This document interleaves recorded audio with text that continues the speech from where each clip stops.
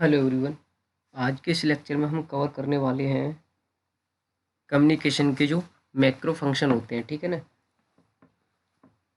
Communication के जो macro function होते हैं उनको हम डिस्कस करने वाले हैं। और यूजीसी नेट के पेपर 1 की ये यूनिट नंबर जो है वो 3rd है। ठीक है, यूनिट 3rd है।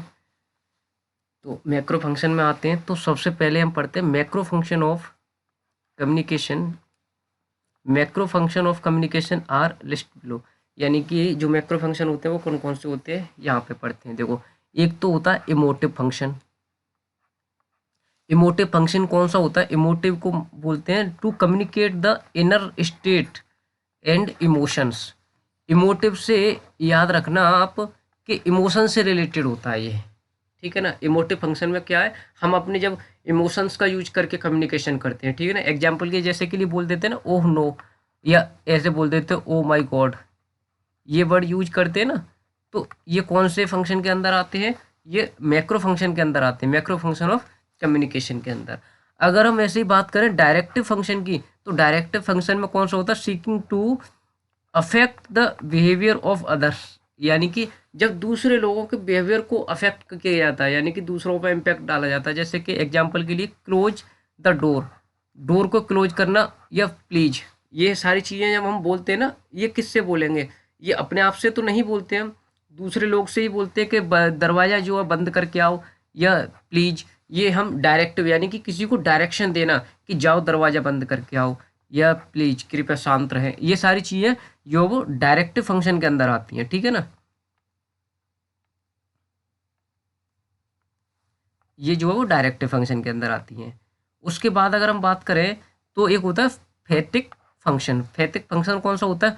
ओपनिंग द चैनल और checking that it is working, यानी कि किसी चैनल को ओपन करना, यानी किसी चीज़ को ओपन करना, या फिर जो चीज़ चल रही है उसको चेक करना कि प्रॉपरली वर्क कर रही है वो नहीं कर रही है। फेटिक फंक्शन, फेटिक फंक्शन एग्जाम्पल की जैसे हेलो, जैसे कि कोई भी फंक्शन हो रहा हो, वहाँ पे अगर माइक वगैरह लगाए जाते हैं तो वहाँ पे टेस्टिंग की जाती है ना, हेलो बोल के कि हाँ प्रॉपरली वर्क कर रहा है नहीं कर रहा है ये मशीनरी हमारी, है ना। It is Thomas cook. ठीक है ना, और कैन यू हियर मी, क्या आप मुझे सुन पा रहे हो? ये मिस्टर गुप्ता ने बोला कि आप मुझे सुन पा रहे हो। तो ऐसी चीज़ें ये फैटिक फंक्शन के अंदर आती हैं। 3 पढ़ ली हमने। इमोटिव फंक्शन में इमोशंस का यूज किया जाता है, डायरेक्टिव फंक्शन में किसी को ऑर्डर देना एक तरीके से, और फैटिक फंक्शन में वर्किंग को चेक करना। ठीक है ना, एक होता है पोएटिक फंक्शन। पोएटिक फंक्शन कौन सा होता है? The particular form chooses in the essence of the message, यानी कि जब particularly from the choose in the message essence of, जो ही मैसेज में इम्पोर्टेंट चीज है उसको जो वो चूज करना एक तरीके से उसको, ठीक है ना, उसको चूज करना। जो एसेंस ऑफ द मैसेज, जो मैसेज के लिए जरूरी है उस चीज को ही एक तरीके से जो वो इम्पोर्टेंस देना। ठीक है ना, this refer to the aesthetic function of language. Aesthetic का मतलब वैसे ब्यूटी होता है, बट अगर हम यहाँ पे देखें एस्थेटिक फंक्शन ऑफ लैंग्वेज, यानी कि लैंग्वेज का एक ऐसा फंक्शन जो कि हमारे मैसेज को एक जो वो एसेंस, यानी कि मैसेज के लिए जो जरूरी है उसको बोलते हैं हम पोएटिक फंक्शन। नेक्स्ट पढ़े तो referential function. Referential to carry information, information को कैरी करना।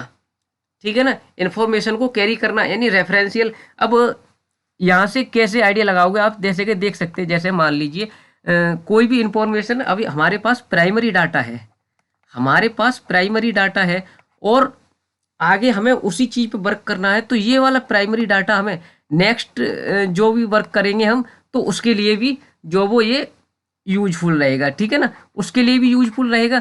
तो रेफरेंशियल फंक्शन से क्या मतलब होगा? जो हमने पिछला काम किया था वो हमारे नेक्स्ट वर्किंग में भी हेल्प करने वाला है ना। कैरी इन्फॉर्मेशन, पुरानी इन्फॉर्मेशन के ही आधार पे नेक्स्ट जो वो बात की जाती है यहाँ पे।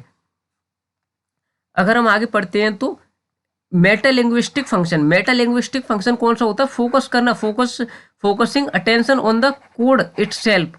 एग्जाम्पल के लिए जैसे देखते हैं the use of both will cell is correct in modern language. जब मेटा लैंग्वेज का मतलब क्या हो गया? एक ऐसे वर्ड्स का, ऐसे कोड का यूज करना जिससे कि मैसेज हमारा एक तरीके से मॉडर्न तरीके से लगे, है ना, अच्छा लगे। जहाँ फोकस किस पे करना, अटेंशन पे फोकस करना, ठीक है ना। जहाँ पे बिल और सेल का यूज करें, जैसे कि अब मान लीजिए कहीं कहीं पे बिल का यूज हो रहा है, लेकिन होना चाहिए था सेल का। ये सेल का यूज हो रहा है तो वहाँ पे बिल का यूज हो गया। तो मेटा लैंग्वेज से यानी रिलेटेड टू लैंग्वेज, लैंग्वेज में जो भी वेरियस आ गई हैं उनको करेक्ट करना, ठीक है ना। सही वर्ड्स का यूज करना, करेक्ट करना लैंग्वेज को, ठीक है ना। जो भी मिस्टेक हमने, जैसे कि will cell is M R, इन चीज़ों का जो है वो सही से यूज करना। जहाँ पे इज आना चाहिए वहाँ पे आर ना यूज हो, जहाँ पे आर आना चाहिए वहाँ पे वाज यूज ना हो, ऐसी चीज़ों का यूज करना। यानी कि मेटा लैंग्वेज का मतलब हो गया रिलेटेड टू लैंग्वेज वर्ड्स, ठीक है ना। उसके बाद आता है contextual function, creating a particular kind of context. Context की बात, जो बात कही जा रही है, जिस चीज, जो पर्पज है हमारा, जो मैसेज है, उस चीज के बारे में ही बात की जाएगी। कंटेक्स्ट यानी कि कहने का मतलब क्या, तात्पर्य, यानी जो टॉपिक है उससे भटकना नहीं है, जो टॉपिक है उससे भटकना नहीं है, जो भी कंटेक्स्ट है हमारा, जो भी मेन मुद्दा है, उसी को लेके ही बात की जाएगी, ठीक है ना। तो उसमें यानी कंटेक्स्ट की बात होगी यहाँ पे, ठीक है ना।